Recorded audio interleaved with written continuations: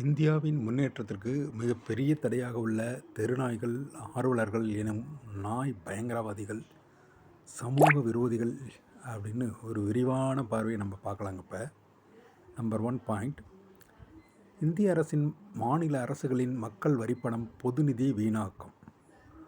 ஒவ்வொரு ஆண்டும் ஆயிரக்கணக்கான கோடிகள் ஏபிசி, அனிமல் பர்த் கண்ட்ரோல்னு சொல்லுவாங்கள்ல, ஏபிசி நாய் உணவு திட்டம், நாய்களுக்கு மருத்துவம் என்ற பெயரில் செலவிடப்படுகிறது.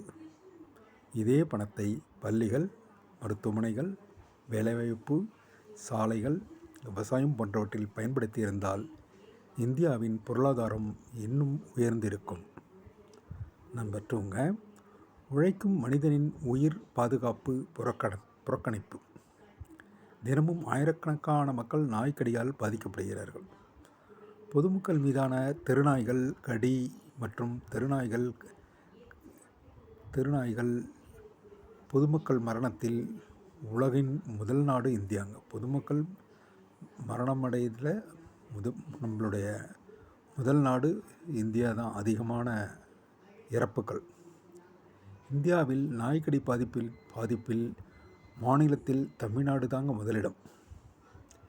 ஆன்டி ரேபிஸ் இன்ஜெக்ஷன் வாங்க அரசு மற்றும் மக்கள் செலவிடும் பணம் சுகாதாரத்துறைக்கு நேரடியான சுமைங்க. ரொம்ப அதுக்கு சுமையாக இருக்குங்க. உழைக்கும் மனிதனின் உயிர் பாதுகாப்பை விட தெருநாய்களின் உயிரை பாதுகாப்பதிலேயே ஆர்வலர்கள் கவனம் செலுத்துகிறார்கள்.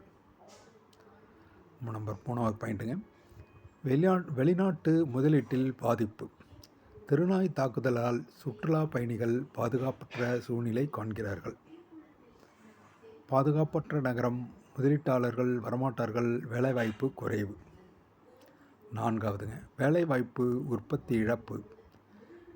நாய்க்கடி விபத்துகள் காரணமாக ஆயிரக்கணக்கான தொழிலாளர்கள் வேலைக்கு போக முடியாமல் போகிறார்கள். ஒரு நாட்டின் ப்ரொடக்டிவ் மேனவர்ஸ், உற்பத்தி செய்யும் நேரம்னு சொல்லுவாங்கள்ல, பெருமளவில் இழக்கப்படுகிறதுங்க.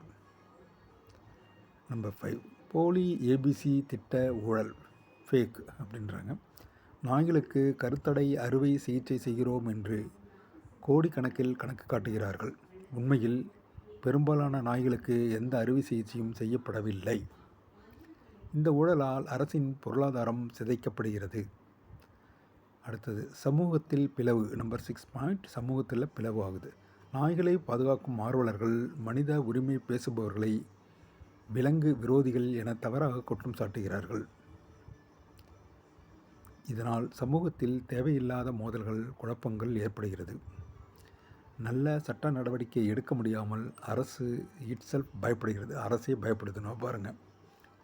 உண்மையான முன்னேற்றம் என்றால் மனிதர்களின் உயிர் பாதுகாப்பு, பொருளாதார வளர்ச்சி.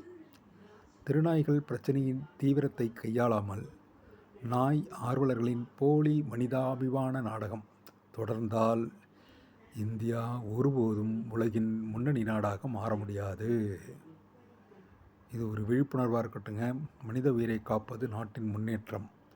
தெருநாய்களை சாலைகளில் சுதந்திரமாக விட்டு வைப்பது நாட்டின் வளர்ச்சிக்கு நேரடி தடையாகும்.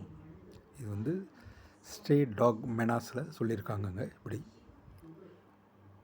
இதை பற்றி இதுக்காக அரசு நம்ம பொதுமக்களும் ரொம்ப கவனமாக இருக்கணுங்கிறது ரொம்ப அவசியங்க. நன்றிங்க.